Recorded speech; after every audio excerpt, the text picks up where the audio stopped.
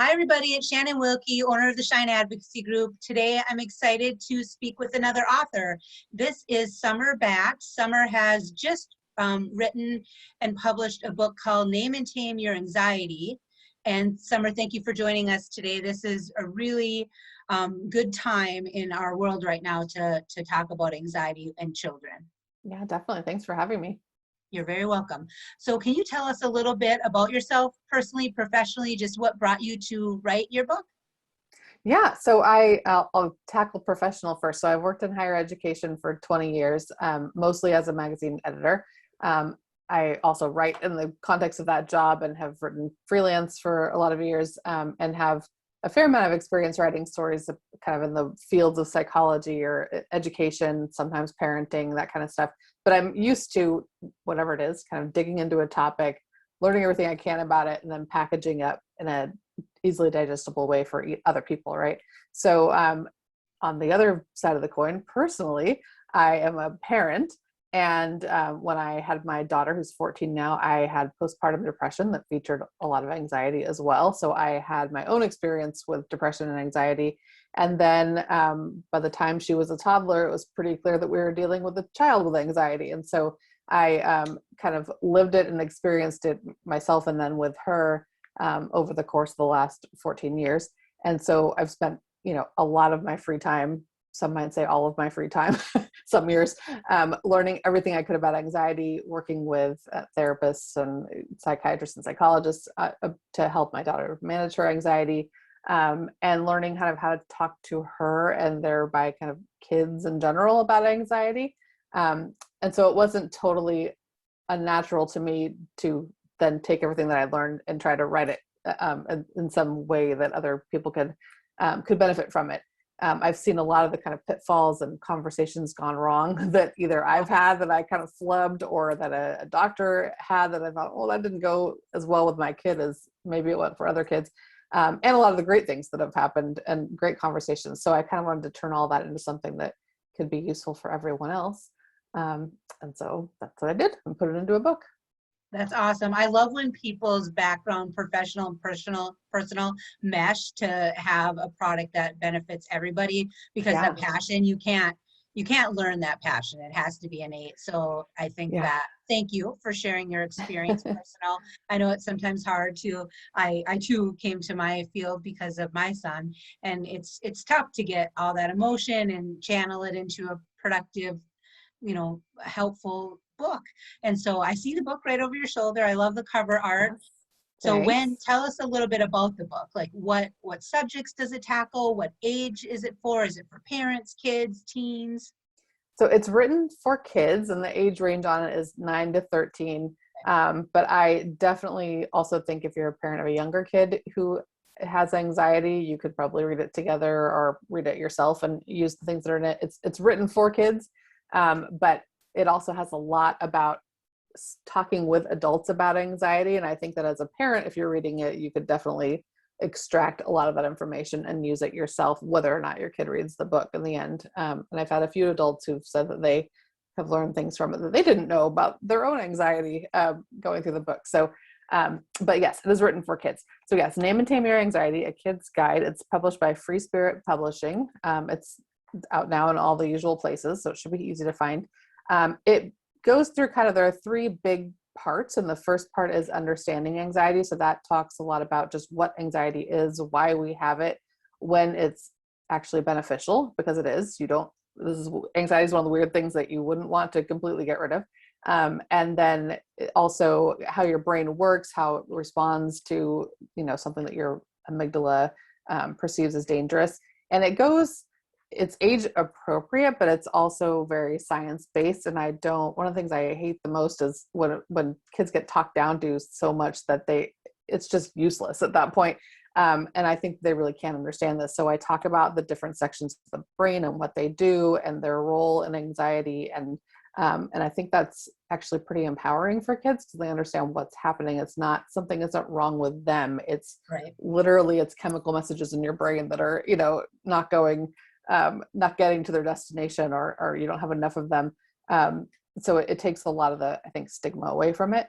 The second part of the book is focused on taming anxiety. And I'm not a psychologist, I'm not a mental health professional. So I'm mostly taking things that have been recommended very, very frequently to my own child and to many kids. And you can find a lot of these strategies in other books. But what I try to focus on is explain what the strategy is. Like that one of them is, kind of deep, slow breathing, but then explain why that actually works. And again, give kids it, because it sounds sort of, I know to my daughter and even to me, it sounds sort of mysterious. Like, why would breathing have anything to do with these worries that I have in my head, or that I think are absolutely real concerns that, people need to be paying attention to? Why would breathing help with that? And so we go through why and how that's talking to your brain, and why those are effective. And some new things like downtime, finding activities that you just like to do that are comforting or fun and interesting, and how that actually can be very helpful for anxiety. And I also think it's kind of my own personal reason for sticking things in like that was that I think it's really easy for kids. We had a couple of very dark years where all the extracurriculars kind of fell away and we weren't doing anything, and we couldn't even remember what our daughter used to like to do. And so it's, I think it's good to help to have kids start thinking about that. And then the third section is more about talking about, actually I should go back. There's also in the second section, therapy and medication. So explaining, and that's how you and I kind of came to be introduced to one another, is explaining like, who are therapists? Who are they? So why many. are we talking to them versus the neighbor, right? And there's psychologists, there's psychiatrists, there's counselors or therapists, and so what do any of them mean? And I think parents will benefit from having that information as well. And then we talk about medication. Obviously not all kids with anxiety will take medication, but some do. And to my knowledge, there is no book other than mine that covers really how SSRIs, which are selective serotonin reuptake inhibitors, which are the most commonly prescribed medications for anxiety and depression. I haven't found another book for kids that explains how they work or even mentions them. In most cases, I found a few books that mention them. And I think that we got some really weird explanations of how medication would work when my daughter was younger. And to me, it just sounded, again, kind of bizarre and super glossed over. And I just think if we're asking young kids to put something in their bodies and we're saying that it's going to help them, we should explain to them how it's helping them and how that's different from other things that might also, we've all heard about things that'll make us relax, and they're not all good, not all drugs are the same, right? So that's kind of all the second part. And the third part is talking about anxiety. And so that gives kids some tools to advocate for themselves, which I know is the thing that your whole world is that, right? Yes, that is my whole world. Yeah. So starting to learn from a very young age that there are like official big like IEP and 504 meeting advocacy, sessions that obviously adults are going to handle for the most part, but children can learn from a very young age to speak up about what they need, right? And to find good times to talk to the teacher or a friend or a coach about what they need or what they're struggling with. So it kind of is just starting from that sort of basic level. And then finally kind of talking about the weird things that grown-ups say about anxiety, kind of odd. We say a lot of things like, oh, just don't worry about it. Or aren't you getting kind of old for that, to be a worry? And they're not really helpful comments. And that's not really what we mean most of the time in our heads. It's just it's the thing that comes out. So I try to translate those for kids so that they understand what adults really mean when they're saying those things. Those are the things that speed through the book. No, it's great. And I think that's where, for everyone watching this, I had, Summer was explaining something in a mutual group we are in. And I just was like, wow, that for working in the field for like 20 years, I've not ever seen it explained that well, that informed. I can tell that all your background in the research and editing, it's very apparent in your writing. And then when you share the excerpts of the book with me, I just loved your approach to demystify anxiety, because it's like so taboo. Even as we've been talking about it for 10 years, it's recognized, so many kids have it, and it still is something that parents grapple with, educators grapple with, how to address. What do we call it? Is it managing anxiety? Is it diagnosis of anxiety? And I love, just right off the bat, I'm like, I love the name of your book. you know, because it's name and tame your anxiety. So owning it, Yeah. controlling it, living with it, and just it's very practical. The way you wrote the book combines like half one of my 2 bookshelves is all parenting books on ADHD, autism, anxiety. And I've always thought that there should be more of a combination approach, that it doesn't have to be the book talking about the medical side of it, but just sharing all of the things so that family can hone in on what their specific needs are. Yeah. And I saw that you did that, and then you also combined it in a way to inform well, and it's entertaining. I mean, it's really well written given your background, of course. And then plus I personally, like my entire team and my philosophy is, if you live it and you work in it, it's going to be really good. So I think, you know, your background has led to a fantastic book. I'm really excited. I can't wait to share with our audience. So we'll put the links below, but they could order it on Amazon. Amazon, Barnes and Noble, Walmart, all the big online places. And then some bookstores are carrying it, but I always tell people just call ahead, because especially these days with, you know, stores being closed and all that, just call ahead and they can definitely get it for you in most cases if they don't already carry it. Yeah, and I think just from what I looked at it, I would suggest anybody in grade school, high school would benefit. I don't see an age. I know that they have to have age limits on the book, but yeah, I would think anyone that I worked with would benefit in some capacity from it.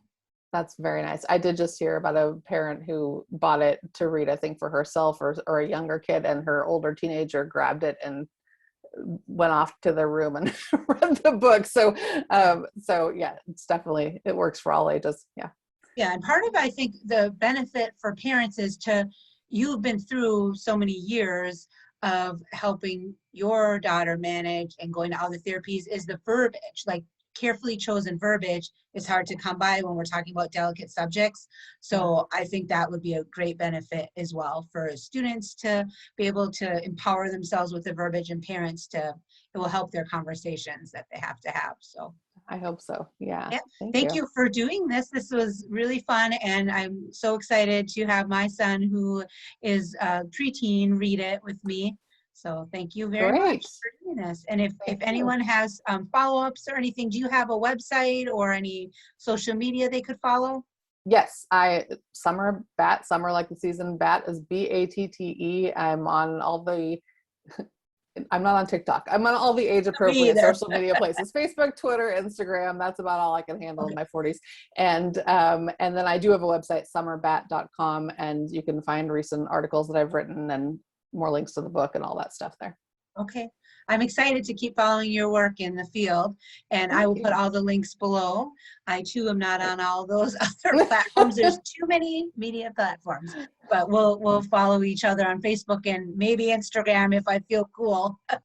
Right. If you get motivated one of these days. I get days. crazy. If I have a lot of coffee, I'll hit up Instagram. Right. All right. Thank you, Summer. Have a really good next couple of weeks of school. We're almost done here in Arizona. We have 2 more weeks. How about you guys? I think we've got 3 or 4.